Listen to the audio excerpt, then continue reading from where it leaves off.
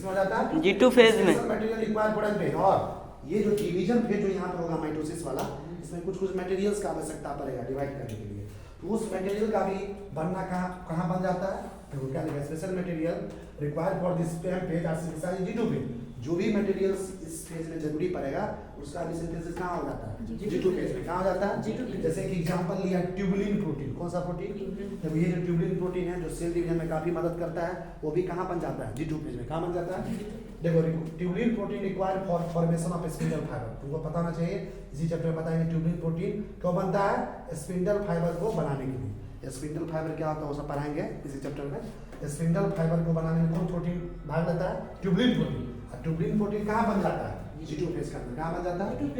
आगे देखो, cell growth continue. और इस G2 फेज में तुमको पता होना चाहिए सेल ग्रोथ कंटिन्यू चलता रहता है। कंटिन्यू मतलब लगातार सेल का ग्रोथ होते रहता है। अब G2 फेज के जस्ट बाद ये देखो, इधर एक फेज हम डिस्कस करने जा रहे हैं, G0 फेज। क्या बोलते हैं? देखो ये G1 फेज है, उसके बाद S फेज, उसके बाद G2 फेज। G1 फेज में ही एक स्टेज होता है, G1 फेज में ही एक स्टेज होता है जिसको क्या बोलते हैं? G0। क्या बोलते हैं? ये G0 क्या होता है तो इसको देखते हैं। देखो क्या है, इसको ध्यान से समझें। Some cells in the adult animal do not appear to exit division. Example, heart cells.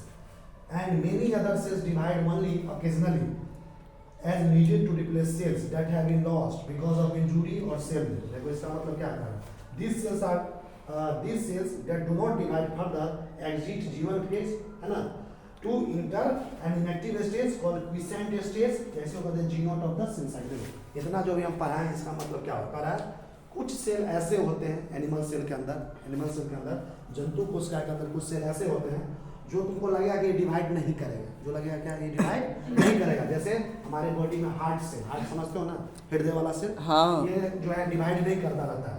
And many other cell divide only occasionally. अब बाकी जो सेल दूसरा सेल इसके छोड़ के जो डिवाइड भी करता, हमेशा डिवाइड नहीं करता, ओकेजनली डिवाइड करता। ओकेजनली मतलब जब उसको जरूरी पड़ता है, ओकेजनली मतलब जरूरी पड़ता है, कभी कभी डिवाइड करता है। अगर मान लो कोई सेल है जो हमारे बॉडी से लॉस हो गया ना, लॉस मतलब खत्म हो गया, तो सेल को फिर से लाना है, तो सेल क्या करेगा? डिवाइड करेगा। क्या करेगा? फिर उस सेल को बनाएगा। तो जब जरूरी लगेगा ना ओकेजनली, तब सेल डिवाइड। जैसे इंजुरी समझता है, सेल कोई सेल मर गया, इंजुरी हो गया, तो उस केस में सेल डिवाइड करके नया सेल बनाता है। और जो this cells that do not divide further, और जो सेल डिवाइड नहीं करता है वो क्या करता है? G1 फेज को एग्जिट कर देता है।